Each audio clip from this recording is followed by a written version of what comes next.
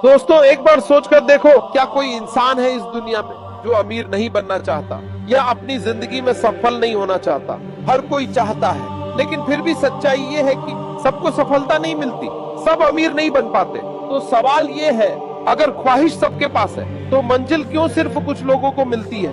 तुम्हें वह बातें बताने वाला हूँ जो तुम्हारा दिमाग घुमा कर रख देगी। नंबर 1, सिर्फ चाहना काफी नहीं है। दोस्तों सोच कर देखो, हम सब अपनी जिंदगी में बहुत कुछ चाहते हैं। कोई अमीर बनना चाहता है, कोई सफल होना चाहता है, कोई अपने सपनों का घर, गाड़ी या नाम चाहता है। लेकिन सवाल ये है, क्या सिर्फ चाहने से कोई चीज मिल जाती है? अगर हाँ, तो आज हर इंसान अमीर होता, हर किसी के सपने पूरे होते। पर हकीकत देखो, ऐसा तो है नहीं। असल में चाहत सबके पास है, लेकिन चाहत और हकीकत के बीच एक लंबा सफर होता है। वो सफर मेहनत और सिर्फ मेहनत से तय होता है। लेकिन यहाँ भी एक फर्क है, मेहनत करने की बात सब करते हैं, लेकिन मेहनत करने की हिम्मत बहुत कम लोग दिखाते हैं। तुम्हें याद होगा, बचपन से हम सबने ये लाइन सुनी है, मन के हारे हार है और मन के जीते जीत। लेकिन असल जिंदगी में हम में से ज्यादातर लोग मन के हारे वाली कैटेगरी में चले जाते हैं, क्योंकि हमें चाहत तो है, लेकिन उसके लिए जो कीमत चुकानी पड़ती है, वो चुकाने की हिम्मत बहुत कम लोगों में होती है। देखो दोस्तों, दुनिया में कोई भी बड़ी चीज ऐसे ही नहीं मिलती। तुम चाहते हो अमीर बनना, तो तुम्हें उस चाहत के बदले अपनी आलस, अपनी नींद और अपनी आरामदायक लाइफस्टाइल छोड़नी पड़ेगी। तुम चाहते हो सफल होना, तो तुम्हें बार बार गिरने के बाद भी उठने की हिम्मत रखनी पड़ेगी। लेकिन हम क्या करते हैं, हम चाहते तो हैं, सपने भी देखते हैं, लेकिन जब काम करने की बारी आती है तो बहाना बना लेते हैं। टाइम नहीं है, सिचुएशन ठीक नहीं है, कल से शुरू करूंगा। और यही बहाने हमें उस भीड़ में खड़ा कर देते हैं जहां हर कोई सिर्फ चाहता है लेकिन कोई पाता नहीं। याद रखो, चाहत सिर्फ शुरुआत है, मंजिल नहीं। अगर सच में सपने पूरे करने हैं तो चाहने से ज्यादा जरूरी है मेहनत करने की हिम्मत और उस पर टिके रहने का जुनून। वरना जिंदगी भर चाहत तो बहुत सारी रह जाएगी, लेकिन हाथ खाली ही रहेंगे। नंबर 2, सही दिशा में मेहनत जरूरी है। हर इंसान अपने अपने तरीके से मेहनत करता है। कोई सुबह से शाम तक काम करता है, कोई दिन रात पढ़ाई करता है, कोई बिजनेस या जॉब में खुद को खपा देता है। लेकिन सच्चाई ये है, मेहनत करने के बावजूद भी हर किसी को सफलता नहीं मिलती। और यही वो जगह है जहां लोग समझ नहीं पाते कि गलती कहां हो रही है। असल में फर्क मेहनत में नहीं, फर्क है मेहनत की दिशा में। तुम चाहे कितनी भी तेज दौड़ लो, अगर रास्ता गलत है तो मंजिल तक पहुंच ही नहीं पाओगे। सोच कर देखो, एक किसान दिन रात अपनी जमीन जोतता है। अगर उसने बीज ही गलत डाल दिया तो चाहे कितनी भी सिंचाई करे, कितनी भी खाद डाले, फसल कभी अच्छी नहीं होगी।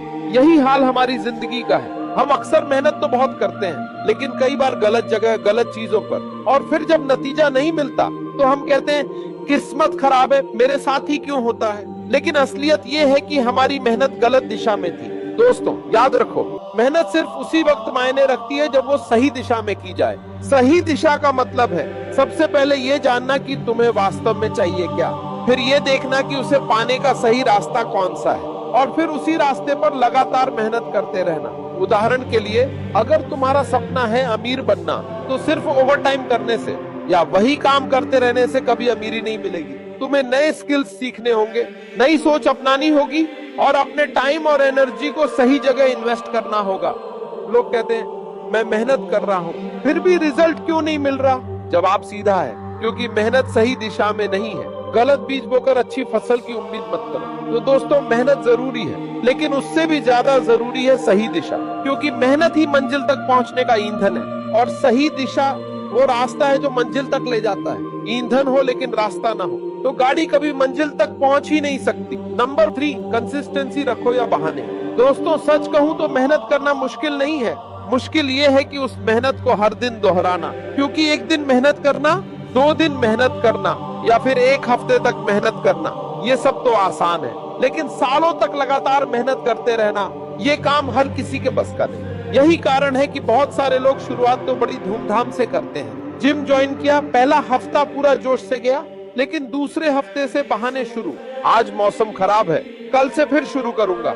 यही हाल स्टडी का है, यही हाल बिजनेस का है और यही हाल सपनों का है। दोस्तों याद रखो, बहाने कभी खत्म नहीं होते, लेकिन अवसर हमेशा खत्म हो जाते हैं। कंसिस्टेंसी का मतलब है चाहे मन हो या ना हो, चाहे हालात साथ दें या न दें, तुम्हें रोज एक कदम आगे बढ़ाना ही होगा।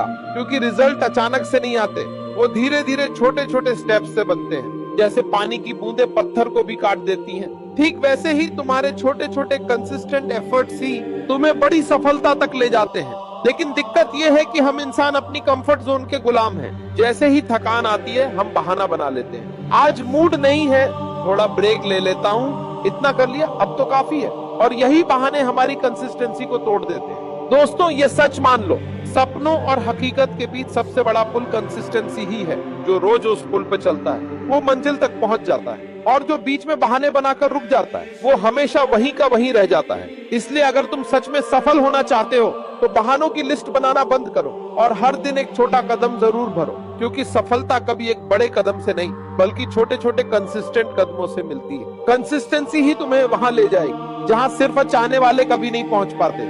नंबर 4, सोच और आदतें बदलना। दोस्तों एक बात सोच कर देखो, अगर हम वही सोचते रहेंगे जो हमेशा से सोचते आए हैं, अगर हम वही करते रहेंगे जो हमेशा से करते आए हैं, तो जिंदगी में मिलेगा भी वही जो हमेशा से मिलता आया है। फिर हम कैसे उम्मीद कर सकते हैं कि नतीजे बदल जाएंगे। सच तो ये है कि हमारी सोच और आदतें ही हमारी किस्मत बनाती है, लेकिन ज्यादातर लोग यही भूल जाते हैं। सुबह उठने से लेकर रात सोने तक हमारे हर छोटे छोटे काम हमारी लाइफ का फ्यूचर तय करते हैं, और ये काम हमारी आदतों से निकलते हैं।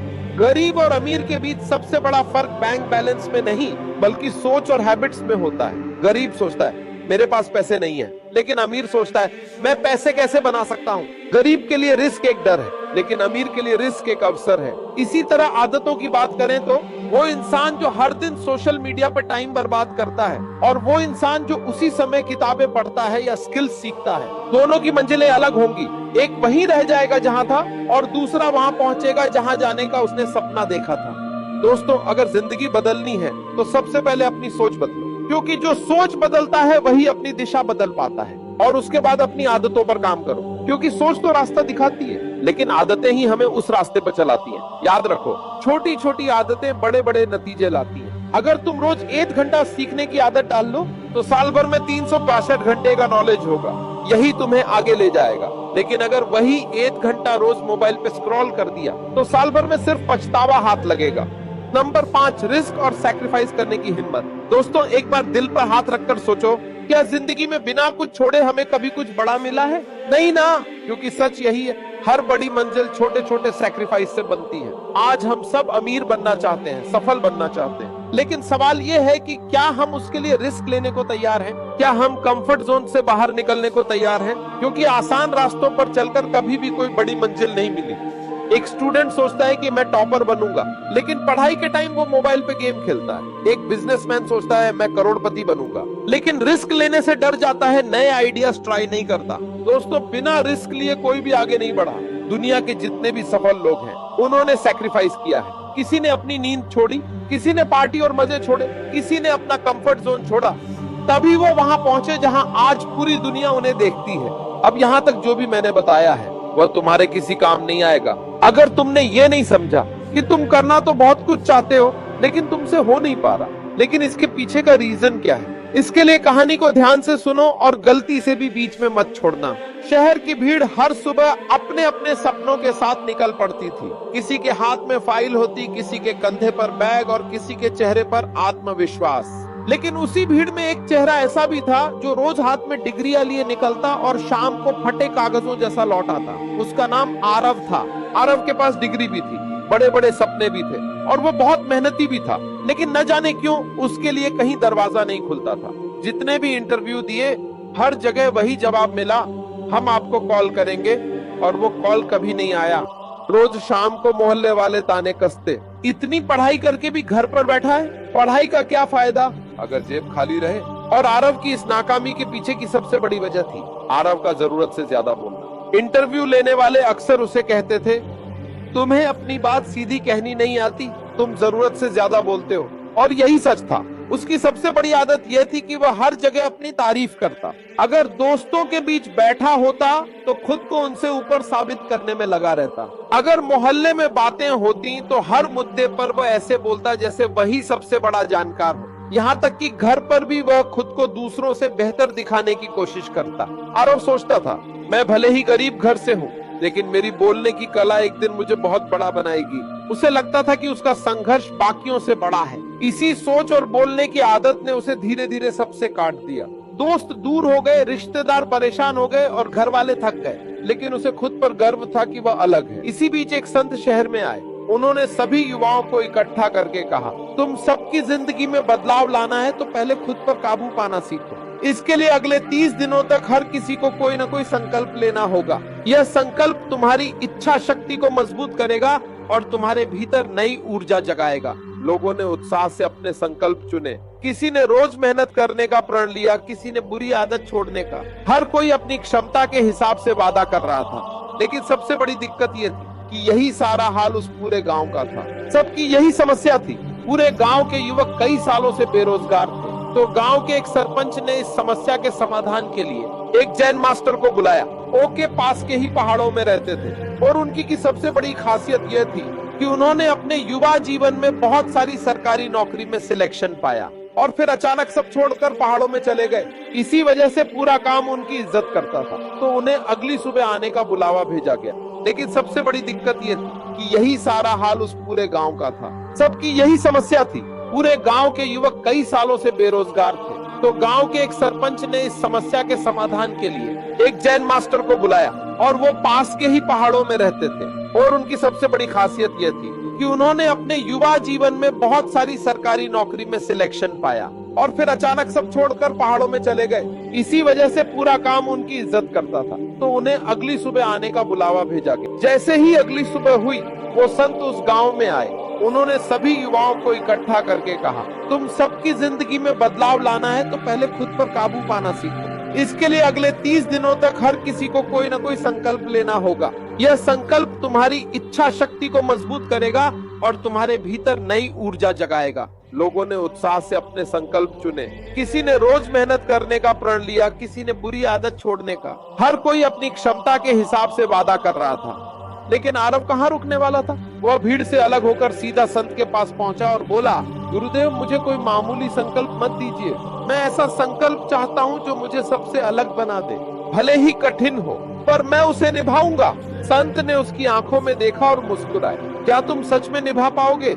ये आसान नहीं होगा। आरव ने छाती तान ली। हाँ गुरुदेव, चाहे कैसा भी हो, मैं पीछे नहीं हटूंगा। संत ने धीमे स्वर में कहा, तो सुनो, तुम्हारा संकल्प है अगले 1 महीने तक पूरी तरह मौन रहना, एक शब्द भी नहीं बोलना। आरव ये सुनकर चौंक जाता है। पहले तो उसे लगा कि यह मजाक है, फिर वह हंस पड़ा और बोला, गुरुदेव, यह भी कोई संकल्प है? ये तो बहुत आसान है।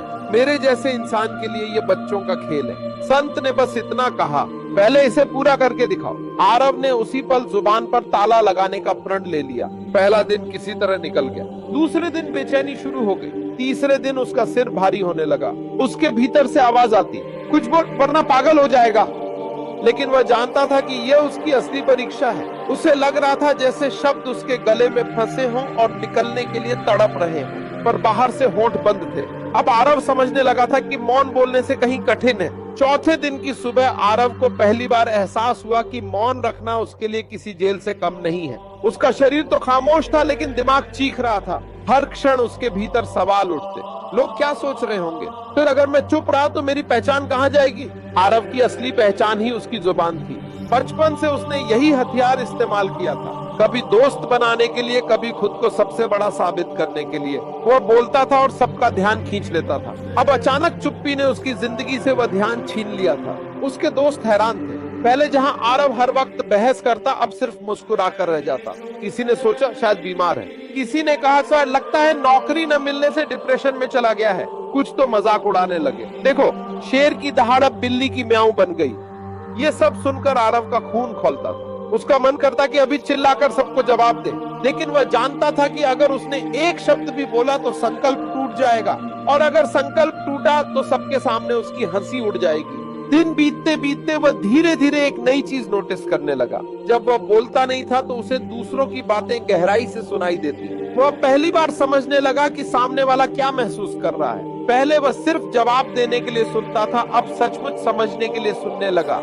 उसकी आंखें अब जुबान का काम करने लगी थी। लोगों के हाव भाव, उनकी चुप्पी, उनकी बेचैनी, सब उसकी पकड़ में आने लगे। वह सोचता, क्या मैं पहले इतना अंधा था कि ये सब देख ही नहीं पाया?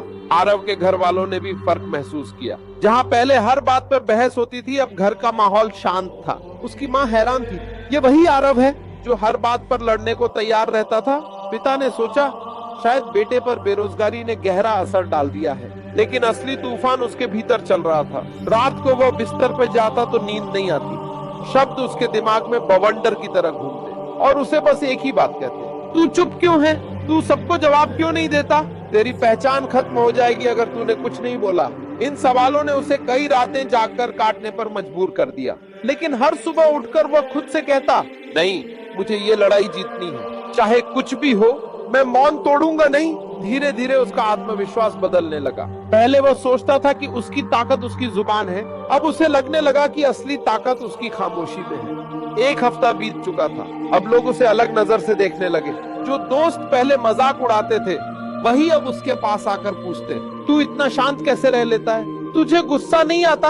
आरव बस हल्की मुस्कान देता और चुप रहता, पर भीतर ही भीतर उसे एहसास हो रहा था कि यह मौन धीरे धीरे उसकी जिंदगी बदल रहा है। उसका दिमाग साफ होने लगा।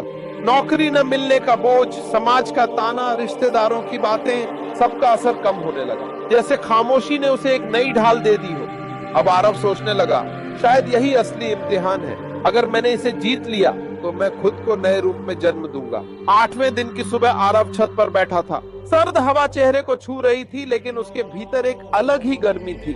उसने महसूस किया कि अब उसका मन उतना बेचैन नहीं रहा जितना पहले दिनों में था। खामोशी अब बोझ नहीं लग रही थी, बल्कि धीरे धीरे उसका साथी बनती जा रही थी। आरव ने नीचे गली में खेलते बच्चों को देखा। वे शोर मचाते, हंसते, दौड़ते, बिल्कुल वैसे ही जैसे वह बचपन में करता था। उसे याद आया कि वह हमेशा सबसे ऊंची आवाज में चिल्लाता ताकि सबका ध्यान उसी पर रहे, लेकिन आज उसे पहली बार लगा कि असली मजा तो दूसरों को देखकर उनकी खुशी महसूस करके भी लिया जा सकता है। वह खुद से बोला, क्या जरूरी है कि हर जगह मुझे ही बोलना पड़े? क्या मैं चुप रहकर भी असर नहीं छोड़ सकता? धीरे धीरे वह अपनी चुप्पी की ताकत समझने लगा। उसने नोट किया कि अब लोग उसके पास पहले से ज्यादा समय बिताना चाहते थे, क्योंकि वह सिर्फ सुनता था, और हर इंसान यही चाहता है कि कोई उसे सुने। उसका एक दोस्त रोहित आया और बोला, भाई सच कहूँ तो तेरी चुप्पी मुझे डराती है। पहले तू हर बात पर बहस करता था, अब तू बस देखता है और मुस्कुराता है। लगता है जैसे तू सब समझ जाता है, लेकिन कुछ बोलता नहीं। आरव ने बस हल्की मुस्कान दी। रोहित चला गया, लेकिन आरव सोचता रहा, मेरी चुप्पी अब मेरे लिए हथियार बन चुकी है। पर अंदर का संघर्ष खत्म नहीं हुआ था। कभी कभी उसका मन अब भी चिल्लाता था। शब्द उसके गले तक आते और वह उन्हें रोक देता। वह जानता था कि एक बार अगर उसने बोल दिया तो पूरा खेल खत्म हो जाएगा। उसकी खासियत यही बन रही थी, जहाँ लोग सोचते थे कि वह हार मान चुका है, वहीं वह खुद को जीतते हुए देख रहा था। उसने महसूस किया कि असली जीत किसी और को हराने में नहीं, बल्कि अपने अंदर के तूफान को काबू में करने में है। दिन बीतते गए और आरव का आत्मविश्वास गहराता गया। अब वह कम बोलता था, लेकिन जब बोलता तो हर कोई ध्यान से सुनता, क्योंकि लोग जानते थे कि ये वही आरव है जो बेवजह नहीं बल्कि जरूरी वक्त पर ही अपनी आवाज उठाता है। उसकी माँ ने एक दिन कहा, बेटा तू बदल गया है। पहले तू गुस्से में घर का माहौल बिगाड़ देता था, अब तेरी खामोशी घर को शांति देती है। यह सुनकर आरव का दिल पिघल गया। उसने सोचा, शायद यही असली बदलाव है। मैं पहले सोचता था कि चिल्लाने से ताकत मिलती है, लेकिन अब समझ आया कि खामोशी ही सबसे गहरी ताकत है। लेकिन उसके सामने अभी लंबा रास्ता था, क्योंकि बाहर की दुनिया तो और भी ज्यादा शोरगुल वाली थी। नौकरी की दौड़, समाज का दबाव, रिश्तेदारों के सवाल, ये सब उसका इंतजार कर रहे थे। आरव जानता था कि असली इम्तिहान अभी बाकी है। घर की दीवारों के भीतर तो वह खामोश रह सकता था, लेकिन बाहर की दुनिया में क्या वह अपनी चुप्पी बनाए रख पाएगा? अगर मैं बाहर की भीड़ में अपनी खामोशी बचा सका तो यही मेरी सबसे बड़ी जीत होगी। आरव अब 12वां दिन गिन रहा था। कमरा वही था, छत वही थी, लेकिन उसके भीतर कुछ बदल चुका था। वह सोच रहा था, घर के भीतर तो मैंने खुद को रोक लिया, लेकिन असली युद्ध तो बाहर है। सुबह सुबह उसके पापा ने कहा, आरव, पड़ोस में शर्मा जी के बेटे का सिलेक्शन हो गया है, तू भी कुछ सोच। ये शब्द तीर की तरह उसके सीने में लगे। पहले वह ऐसे ताने सुनकर भड़क जाता था, लेकिन आज उसने सिर्फ सिर झुकाकर सुना। उसकी खासियत यह थी कि अब वह हर बात को चुनौती मानता था, ताना नहीं। वह सोचता, वह लोग मुझे नीचा दिखाना चाहते हैं, लेकिन यही मेरे लिए ईंधन बनेगा। वह बाहर निकला। गली के नुक्कड़ पर वही पुरानी दुकान, वही चाय वाला और वही बेरोजगार लड़के। वे सब राजनीति, क्रिकेट और नौकरी की कमी पर चर्चा कर रहे थे। आरव जानता था, अगर वह बैठ गया तो ये चाय की गिलास उसके सपनों को निगल लेगी। उसने कदम बढ़ाए और चुपचाप बस स्टैंड की ओर चल पड़ा। सड़क पर भीड़ थी, लोग भाग रहे थे, कोई ऑफिस के लिए, कोई कॉलेज के लिए। आरव भीड़ को देखता और सोचता, क्या मैं भी कभी इनकी तरह भागूंगा या मैं रास्ता ही बदल दूंगा। उसका फोन बजा, दोस्त का मैसेज था, भाई आज शाम को पार्टी है, आजा, तेरे बिना मजा नहीं आता। आरव ने मैसेज पढ़ा और डिलीट कर दिया। कभी वह सबसे पहले पहुंचता था, लेकिन अब उसे लगा कि ये शोर सिर्फ उसे पीछे खींचेगा। उसकी चुप्पी अब उसके फैसले तय कर रही थी। लोग सोचते थे कि वह दूर हो गया है, लेकिन हकीकत यह थी कि वह अपने पास लौट रहा था। बस स्टैंड पर खड़े होकर उसने अपने आसपास देखा। लोगों की आंखों में भाग दौड़ थी, लेकिन उनके कदमों में दिशा नहीं। उसे लगा कि यही असली बीमारी है, सब दौड़ रहे हैं लेकिन किसी को नहीं पता किस मंजिल की ओर। आरव ने तय किया, मैं भीड़ का हिस्सा नहीं बनूंगा। अगर मुझे हारना है तो अपनी शर्तों पर हारूंगा, और जीतना है तो भी अपनी शर्तों पर। वह अगले ही पल शहर की लाइब्रेरी की ओर चल पड़ा। यह वही जगह थी जहां वह कभी किताबों के मजाक उड़ाया करता था। आज पहली बार उसे लगा कि यही जगह उसकी खामोशी को दिशा दे सकती है। उसने तय कर लिया था, आज से हर दिन एक नई लड़ाई होगी। वह जल्दी तैयार होकर लाइब्रेरी पहुंचा। बड़े हॉल में सन्नाटा था। टेबलों पर बिखरी किताबें और कुर्सियों पर बैठे कुछ लड़के लड़कियां। उनकी आंखों में वही बेचैनी थी जो आरव की आंखों में थी, सपनों की आग और असफलताओं की राख। आरव ने एक कोना चुना और अपनी डायरी खोली। उसकी खासियत यह थी कि वह अब हर बात को लिख लेता था। कल तक जो बातें सिर्फ उसके दिमाग को घेरती थी, आज वह उन्हें कागज पर उतार देता था। ये आदत धीरे धीरे उसकी उलझनों को साफ करने लगी। किताब उसके सामने थी, इतनी मोटी कि देखकर किसी का भी मन घबरा जाए। लेकिन आरव ने पहला पन्ना खोला और खुद से कहा, अगर मैं इस किताब को जीत लूं तो शायद मैं खुद को भी जीत लूंगा। घंटों बीत गए। वह पढ़ता, नोट्स बनाता और हर पेज को ऐसे पलटता जैसे वो अपने डर को पीछे छोड़ रहा हो। लाइब्रेरी में बैठे दूसरे लोग उसे देखते और सोचते कि यह नया लड़का इतना गंभीर क्यों है। लेकिन आरव की चुप्पी अब किसी भी सवाल से ज्यादा भारी थी। शाम को जब वह बाहर निकला तो सड़क पर वही भीड़, वही हलचल थी। लोग दौड़ रहे थे और आरव मुस्कुरा रहा था, क्योंकि वह जानता था कि उसकी दौड़ अब शुरू हुई है। घर आकर उसने दोस्तों के मैसेज फिर देखे। भाई तू बदल गया, पहले तू सबसे आगे होता था, अब तू गायब हो गया है।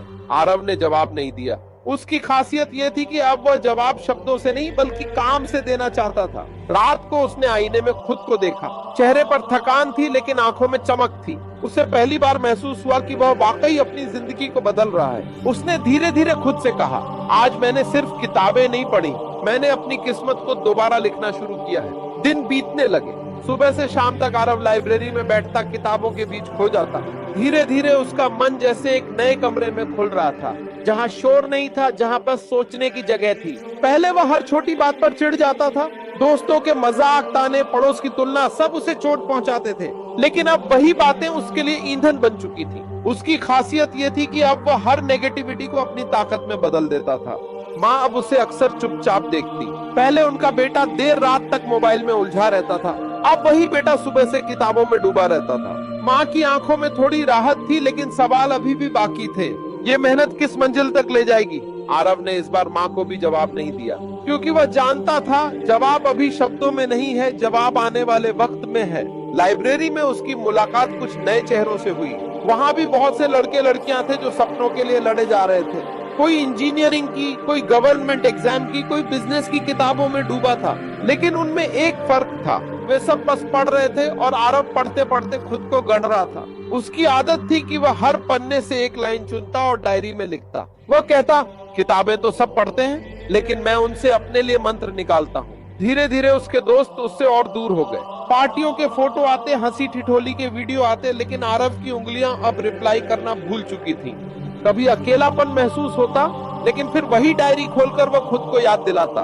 भीड़ हमेशा साथ देती है जब मंजिल आसान हो। असली सफर अकेले ही तय करना पड़ता है। उसकी नींद कम होने लगी थी, लेकिन थकान नहीं होती थी। सुबह उठते ही उसका पहला ख्याल अब यह होता था कि आज कितने पन्ने जीतने हैं। वह किताबों से बहस करता, नोट्स में तर्क देता और अपनी सोच को नया आकार देता। रात को आईने में खड़े होकर वह खुद को देखता और सोचता, पहले मैं सिर्फ जी रहा था, अब मैं खुद को बना रहा हूँ। अगली सुबह गुरुजी ने सभी गांव के युवकों को बुलाया और कहा कि अब तुम्हारा एक इम्तिहान पूरा हो गया है। वहाँ के सभी लड़के सोच रहे थे कि आरव फिर आगे जाकर बड़ी बड़ी बातें करेगा, लेकिन इस बार आरव चुपचाप पीछे खड़ा रहा। तभी गुरुजी ने आरव को आगे बुला लिया और कहा, तुम्हारा इम्तिहान पूरा हो गया, अब बोलो तुम क्या बोलना चाहते हो। आरव ने कहा, जी नहीं, मुझे अब कुछ नहीं बोलना। शुरुआत में मुझे बहुत कुछ कहना था कुछ दिनों तक, लेकिन धीरे धीरे जैसे दिन बढ़ते चले गए मेरे अंदर की आवाज बंद हो गई।